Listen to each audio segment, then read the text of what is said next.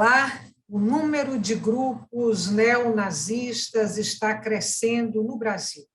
Um levantamento realizado pela organização não governamental SaferNet, que monitora sites radicais, aponta que apenas em maio do ano passado foram criadas 204 novas páginas de conteúdo nazista no país.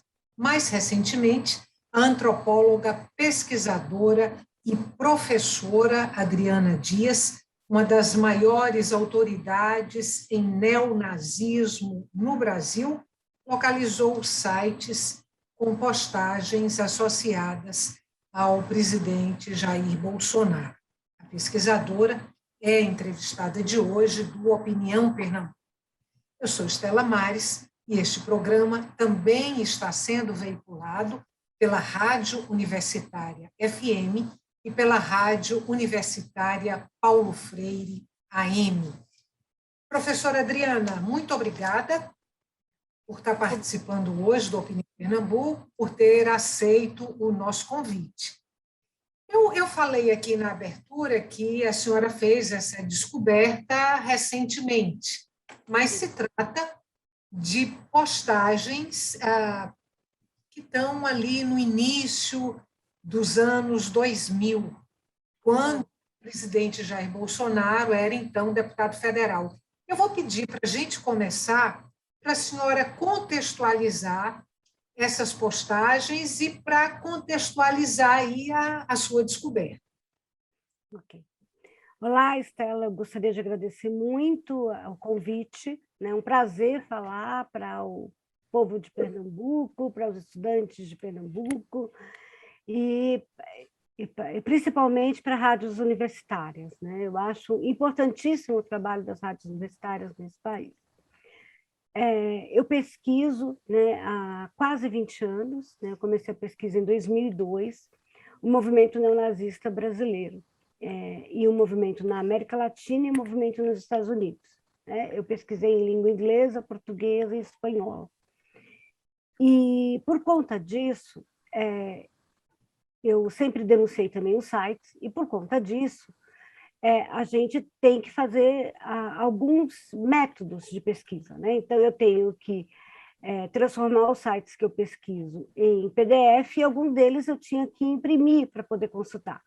Porque, afinal de contas, eu ia denunciá-los, eles iam sair do site, e depois, para continuar escrevendo sobre isso, ter um material acessível para a minha pesquisa, eu precisava tê-los.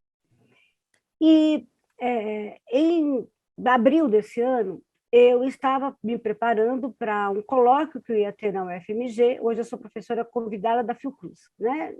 Eu fiz toda a minha pesquisa dentro da Unicamp, fiz doutorado pela Unicamp, mas hoje eu sou professora convidada da Fiocruz. E eu fui me preparar para um colóquio na UFMG e fiz, eu queria mostrar para esses jovens como era a internet do começo da minha pesquisa. Porque a internet hoje ela é muito diferente da internet de 2002, né? A internet já teve vários períodos diferentes desde o seu surgimento, né? E eu queria mostrar para eles como é que eram os sites neonazistas do início da minha pesquisa, porque eles são muito diferentes das redes de hoje. E eu falei para o meu marido, né, que me auxilia, porque eu sou uma mulher com deficiência, eu não posso fazer certos movimentos, não posso fazer, por exemplo, pegar peso e buscar movimentos no alto, e eu pedi para ele buscar para mim o bloco que representa o movimento neonazista, né? Um dos blocos que eu tinha impresso de um dos sites neonazistas. E quando ele me deu o material e eu abri, caiu exatamente numa carta do Jair Bolsonaro. E eu me assustei muito, Estela, porque, veja, em 2004, Bolsonaro não estava no meu foco, no meu olhar de pesquisa, né? Imagino que eu de ninguém no Brasil, né? Em 2004. Não era uma pessoa assim que os pesquisadores parariam para analisar, a não ser, obviamente, pesquisadores do Rio de Janeiro que estivessem analisando a história dele como deputado ou como vereador, né? Mas eu falo assim, em termos de Brasil, eu que sou uma pesquisadora de Campinas, que moro em São Paulo, não estava com foco no Jair Bolsonaro como deputado, né? Não era um foco de pesquisa para mim. E aí eu falei, não, agora a gente vai ver todos os sites da época, né, se tem mais esse elemento dessa carta. E aí eu coloquei o meu HD externo, onde ficam todos os PDFs da época, e a gente localizou a mesma carta em 3 sites neonazistas: o Poder Branco, que é um outro site brasileiro, supremacista da época, e o Econac, que é um site econazista, que é um site que diz que só os brancos conseguem manter um espaço vital branco, é uma ecologia nazista que eles defendem. E era, na época, o site nazista mais importante do mundo. E eu me assustei muito, porque, além da carta, e no caso do Econac, que tinha 3 cartas do Bolsonaro, eu achei também um banner dentro do site que fazia tráfego para o site do presidente Bolsonaro da época. E aí, para mim, não me bastava eu achar esses materiais nos sites que eu havia arquivado. Eu fui também no Web Archive, não sei se você conhece o Web Archive. O Web Archive é um lugar na internet onde se guarda registro de todos os sites que já existiram no mundo. E aí eu fui no Web Archive para procurar esses sites lá. E estava lá todo o conteúdo que eu havia achado registrado no Web Archive. E eu fiquei muito assustada. Porque o que você faz quando você acha um banner no site nazista para o presidente da República? Né? O que você faz com isso? Né? Professora, a senhora falou que localizou uma carta escrita pelo então deputado Jair Bolsonaro e localizou também um banner com a foto do presidente. Eu vou te perguntar primeiro pela carta, resumidamente, qual o conteúdo dessa carta enviada pelo presidente, pelo então, deputado Jair Bolsonaro. É uma carta de um mailing. Veja, eu não sei para quantas pessoas ele mandou esse mailing, mas só quem publicou essa carta foram 3 sites não nazistas. Né? Então, esse é o grande detalhe. Né? Por que só os nazistas publicaram essa carta? Na Web Archive só há registro de publicação dessa carta do site neonazista. E é uma carta onde ele fala de uma audiência que ele vai fazer sobre o Araguaia, e antes de fazer esse prólogo da audiência, ele dedica o mandato dele às pessoas que recebem essa carta. E ele diz: vocês são a razão do meu mandato. Tem 2 coisas aí, então, a partir disso que a senhora coloca, que eu quero lhe perguntar. A primeira relacionada à carta, né? Se a senhora tendo descoberto esse material, que a base de apoiadores, ou a base eleitoral do presidente Jair Bolsonaro hoje se não na sua totalidade, parcialmente, uma base neonazista. Essa é uma pergunta. E a segunda pergunta, a senhora falou do banner. A foto que aparece no banner é de Jair Bolsonaro com a farda do Exército Brasileiro. Isso. Pergunto se essa foto hoje ela arranha a imagem das Forças Armadas, já que essa foto veio a público. A senhora descobriu essa foto. São 2 perguntas muito boas, Estela, obrigada. A primeira questão é que, veja, o tráfego do banner, a segunda pergunta que você fala é referente à foto, ela é do banner, né? Então, assim, a carta, ela me dá 2 questões, pelo menos, né? A primeira questão é que havia um relacionamento de afinidade eletiva entre os neonazistas brasileiros e Bolsonaro, né? E, com certeza, eles já consideravam o Bolsonaro o seu homem forte já em 2004. Né? Então, não é à toa por exemplo, o levante dos neonazistas em 2011, fazendo um ato para Bolsonaro no MASP, não é um ato isolado, entende? Então, ou seja, o neonazismo no Brasil tem o Bolsonaro como seu candidato. Então, sim, a base do Bolsonaro é a mais forte, a mais fiel, é neonazista. certo? A mais antiga, a que remete a 2004, é neonazista. A segunda coisa é como ele se relaciona com essa base. Porque, veja, o Bolsonaro, todos sabem que tem um discurso pró-Israel, né? Mas é um pró-Israel de álibi, como eu chamo. É um pró-Israel de álibi, no sentido que é um pró-Israel de superfície e de uma Israel, como diz o professor Michel Grima, imaginária. Fala de uma Israel bíblica, apocalíptica, que vai satisfazer a um neopentecostalismo, né, extremista, que vai formar a segunda porção da base do Bolsonaro. E ele se aproxima dessa base, dessa segunda porção, a partir do casamento com a Michele, que é evangélica, e aí ele se casa, né, e quem faz o casamento dele é o Silas Malafaia, em 2009. Então, veja, ele vem de uma base neonazista, né, e ele precisa se separar dessa base, porque ele não vai ser eleito como candidato neonazista. E aí ele faz uma aliança através da esposa, né? A esposa é a aliança que faz com que ele se aproxime desse outro discurso radical extremista, utilizando o álibi de uma Israel na superfície. Mas, ao mesmo tempo, ele está o tempo todo dando sinais no seu discurso para aquela base de 2004. Ele precisa manter um vínculo com aquela base. Então, você passa a ver tudo o que acontece depois, que são sinais de hitlerismo e de totalitarismo no governo, como projeto. Você não pode mais analisar todos os atos posteriores como coincidência, provocação, equívoco, momento aleatório, mas como projeto. Quanto ao banner, veja, eles realmente colocam lá o Jair Bolsonaro com a arma, com o corpo do Exército. E era um site, como eu falei, o maior site neonazista em língua portuguesa, que dava 90% do tráfego do site do Bolsonaro, na época. E, então, assim, é de se espantar que o Exército não tenha ainda mencionado isso e não tenha discutido por que um banner do Bolsonaro usando farda do Exército estava num site neonazista. Né? Porque o Exército brasileiro lutou contra o nazismo. Né? Então, assim, é preciso que as Forças Armadas elas se manifestem contra o totalitarismo, né? Pró-democracia, porque realmente não existe espaço de aliança ou de interseção possível entre o nazismo e a democracia. Né? Não existe nenhum espaço. Né? Professora, a senhora usou aí a palavra projeto, né? Um projeto neonazista.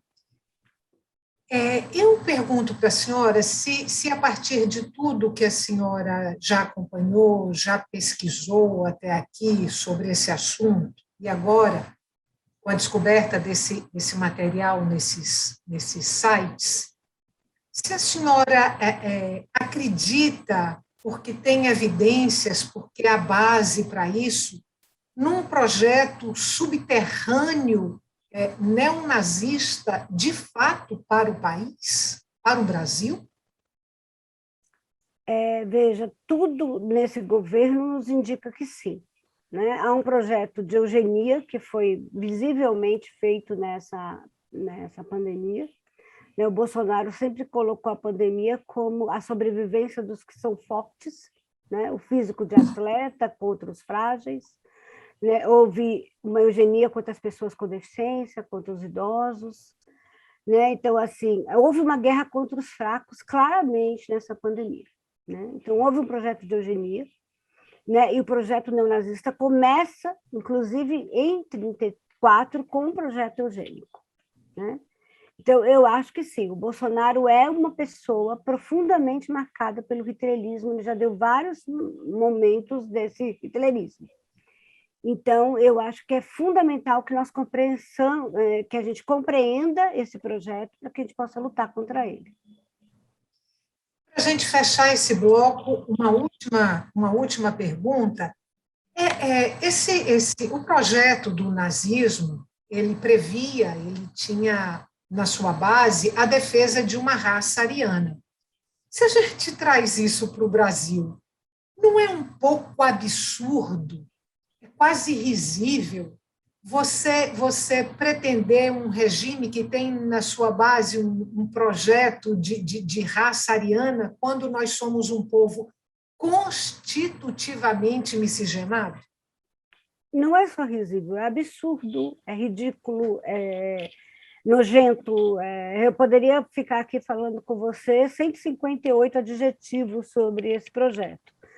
Mas, se você pensar nas alianças que o Bolsonaro fez e na forma como ele tenta, inclusive criar álibis, não, mas o pai da Michelle, o pai do time da Michelle é negro, assim, ou seja, os álibis do Bolsonaro, ele tenta, digamos, se distanciar do racista, mas, ao mesmo tempo, ele fala, eu não escravizei ninguém, então não tem que ter compensação pela escravidão, ou seja, ao mesmo tempo que, numa superfície, ele usa álibis para tentar não se mostrar racista, na profundidade, ele nega qualquer possibilidade a essas pessoas mais vulneráveis, quer por deficiência, quer por raça, quer por gênero, de se tornarem realmente, viverem plenamente uma cidadania.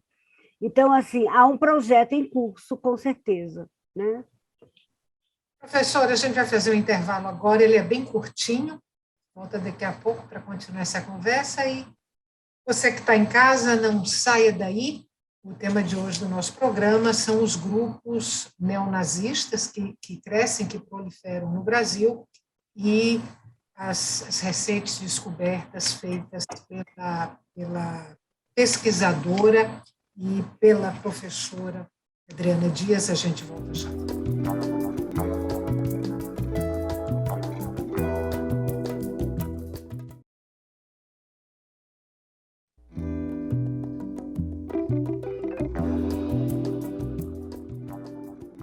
Estamos de volta para o segundo e último bloco do Opinião Pernambuco. O tema de hoje do nosso programa é a ação dos grupos neonazistas no Brasil.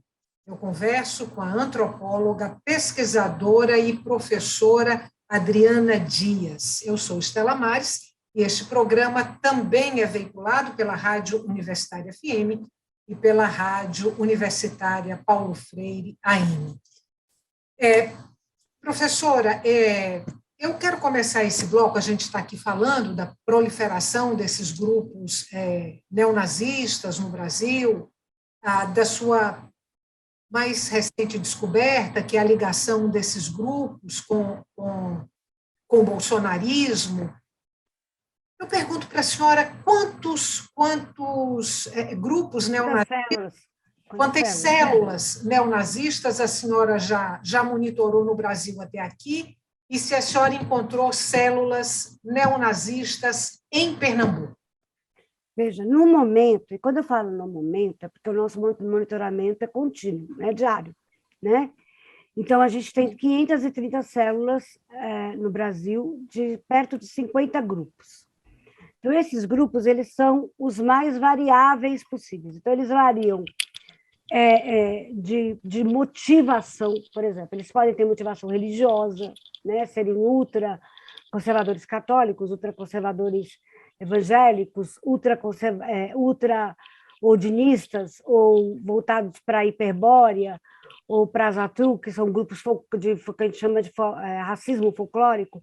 Esses grupos podem ter motivação ultranacionalista, podem ter motivação supremacista branca, podem ter motivação de negação do Holocausto, podem ter motivação várias. Então, nós temos múltiplos grupos. Por exemplo, só a Ku Klux Klan, no Brasil, a gente tem, nesse momento, 6 células de 4 grupos diferentes. Então, a gente tem uma... E é a mudança constante, porque células podem se dividir, células podem se juntar, certo? Em Pernambuco, no momento, a gente tem 4 células, certo? Uma de negação do Holocausto, certo? Que fica em Olinda. Uma em Recife, que é hitlerista mesmo, neonazi, de base de hitlerismo, que envolve hitlerismo e integralismo, certo? E mais 2 de negação do Holocausto. Uma em Jaboatão dos Guararapes. Dos Guararapes, isso. E uma em Caruaru, certo? 2 de negação do Holocausto nessas 2 cidades. São células muito pequenas, certo? São células que têm de 3 a 5 membros, mas eles são ativos na internet, eles têm perfil no VK e no Telegram, eles fazem bastante ciberativismo de passar literatura, de mandar. Eles, por enquanto, ainda não fizeram nenhuma cena grave, uma cena pública, mas são grupos que têm que ser observados e investigados. Recentemente, numa das escolas mais tradicionais aqui do Recife, vazaram fotos de adolescentes que eram alunos dessa escola, com gestos nazistas em sala de aula. Adolescentes. A senhora chegou a acompanhar esse caso? Acompanhei. E também, assim, é comum alguns professores utilizarem por demais, digamos assim, sim, uma contextualização, né, para dar aula sobre nazismo, enfeitarem a sala de aula com suásticas. Eu tenho visto muito isso. Eu diria que é extremamente perigoso, digamos, saudar a estética nazista sem informar com cuidado o que essa estética significa. Porque o que a gente tem percebido é que as pessoas sabem muito pouco sobre o nazismo, muito pouco sobre a Segunda Guerra Mundial, não têm ideia da proporção que a Segunda Guerra Mundial teve, que, na verdade, foi uma guerra contra a humanidade e uma guerra contra a civilização. As pessoas não têm ideia de que foi uma guerra que aconteceu em praticamente todos os continentes, uma guerra que envolveu milhões de mortes de civis, entendeu? Então, quando as pessoas e adolescentes são expostos a esses símbolos, eles até por uma questão do período da adolescência, que é um período de hormônios e rebeldia, né? Um período em que as pessoas querem se identificar com algo diferente, eles acabam mais sendo atraídos pela questão do que sensibilizados pelo horror da guerra. Então, eu acho que é muito importante que se mude a forma como se ensina sobre o nazismo e o Holocausto nesse país. Professora, o nosso tempo está acabando e a gente podia ficar aqui conversando horas e horas e horas sobre esse assunto, mas infelizmente não vai dar. Eu queria prospectar a eleição de 2022 dentro desse quadro que a senhora traz e que a senhora sugere de um projeto subterrâneo neonazista para o Brasil. E aqui, eu não sei se de forma leviana ou procedente, eu estou aqui pensando na eleição ali na década de 30, 32, eu não sei, na Alemanha, em que Adolf Hitler ele não vence a eleição, mas ele assume o poder. E acho que num contexto aí em que as milícias hitleristas trabalham para que Hitler, apesar de ter perdido as eleições, assuma o poder. A senhora consegue, e estou aqui pensando nas milícias do Rio de Janeiro, estou aqui pensando na adesão de polícias militares estaduais ao bolsonarismo, a senhora consegue prospectar para 22 um cenário próximo a esse da Alemanha? Veja, se a gente pensar na invasão do Capitólio em 6 de janeiro, né, onde ficou muito claro que nos Estados Unidos o movimento neonazi já é um movimento de massa, né? A gente tem que ter bastante receio, sim, porque se as pessoas que leem material neonazista no Brasil, que são milhares, se envolverem em células e resolverem ir para a rua realmente apoiar o governante forte, nós vamos viver um Capitólio aqui no Brasil. E o Capitólio é uma repetição, com certeza, da marcha da polícia assaltando Hitler na frente do hotel em 1937, né? Por exemplo. Então, nós podemos viver momentos muito terríveis daqui para frente. Então, é preciso que a sociedade democrática, a sociedade civil, se una contra esse pacto. Então, as instituições que ainda prezam a democracia, como o STF, eu acho que o STF agora, nós nunca precisamos tanto de um STF democrático como agora, né? O STF, todo o judiciário, né? Todo o judiciário. Nós nunca precisamos tanto de um judiciário que possa parar esse projeto fascista, nazista no Brasil. Nós nunca precisamos tanto de ações e decisões, entendeu? Que realmente nos deem nossa democracia de volta, porque ela está em extremo perigo nesse momento. Então, eu gostaria de implorar ao STF que tomasse providências. A senhora falou, para a gente também fechar esse bloco, a senhora falou que nos Estados Unidos o movimento neonazista já é um movimento de massa.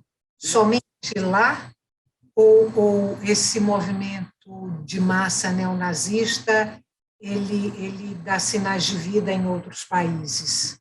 Veja, a gente pode considerar que em Belarus e que na Ucrânia também já existe um movimento, né, bem próximo, inclusive, do governo. A gente pode dizer que esses governos já estão quase fechando um projeto, né, bem próximo a um totalitarismo total, né, bem próximo à nazificação total. Né?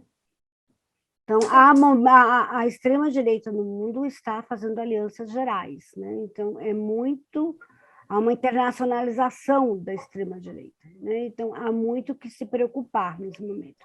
Eu, nesse momento, sou uma pesquisadora preocupada e cansada, como eu digo sempre. Né? Então, a gente está bastante preocupada e é por isso que eu tenho aceitado falar, apesar de estar muito cansada, de estar...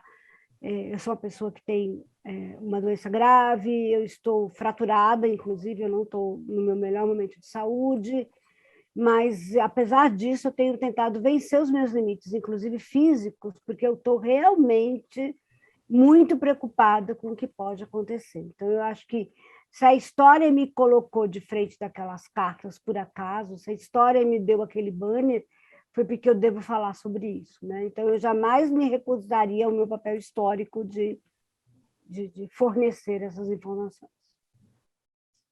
Professora Adriana, muito obrigada mais uma vez pela sua participação aqui no Opinião Pernambuco e volte outras vezes. Obrigada. Voltarei todas as vezes que vocês me chamarem, tá joia? Um grande abraço aos pernambucanos e vamos permanecer juntos.